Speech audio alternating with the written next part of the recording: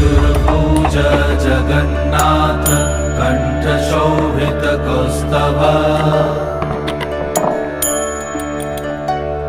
पद्मनाभ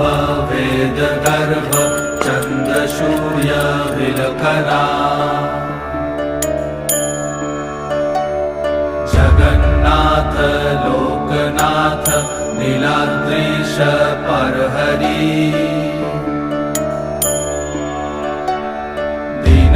दीनबन्धुर्दया सिन्धु कृपालु जनरक्षका कम्बुपाणि चक्रपाणि पद्मनाभ नरत्तम् जगत्तं पालको व्यापी सर्वव्यापी सुरेश्वर